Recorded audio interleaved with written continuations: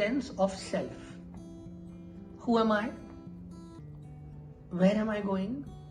My likes, my dislikes, my strengths, my attitudes, my belief systems, my views, my feelings, my emotions, my individuality. In these formative years as adolescents, you must focus on building your true sense of self, your unique individual self.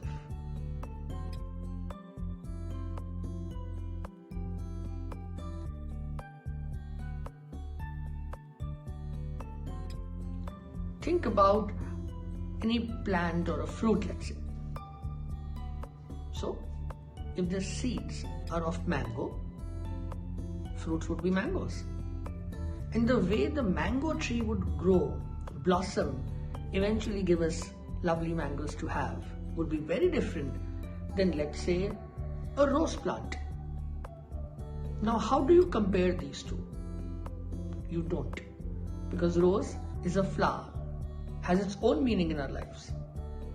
And mango is a fruit. They will need different soil, different care, different sunlight, different nurturing. They might have a different shelf life to flower, to blossom. That is life. But that is also how different we are to each other. So a fruit doesn't need to compare to a flower, but then one fruit also doesn't need to compare to another fruit. If we take an example from cricket, a batter bats, a bowler bowls. You don't compare a batter to bowling skills and vice versa. Your unique sense of self. Now, when you develop that unique sense of self, you become who you are. You become more adjusted. You're happier.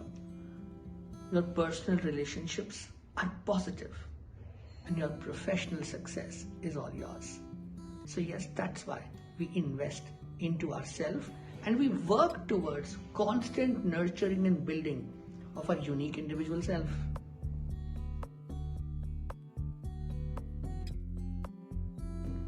You can constantly keep working on yourself, which basically means it's not that we've been born with a certain self and it cannot go through its own learnings, upgradations, so as to say. Again, using a sporting example from here, let's say you are good in bowling.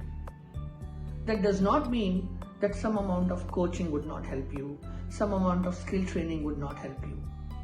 You need to nurture your core sense of talent, your core sense of ability. That's how you would become a better player or a better athlete.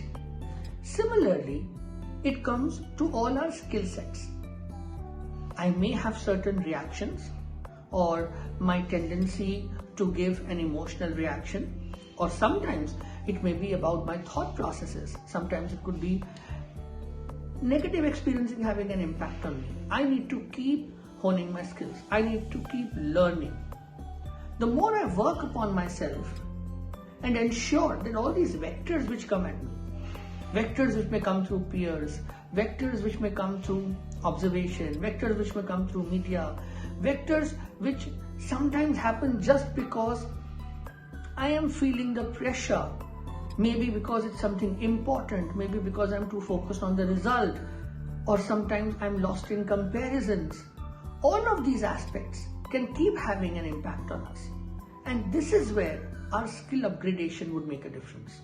So you keep nurturing your core self, where you strengthen your strengths and continue to work upon your weaknesses because you recognize them as your own, so that you continue to become a better version of your core self. In this series, we are going to talk about how do we build our sense of self, a positive self-concept with positive self-esteem.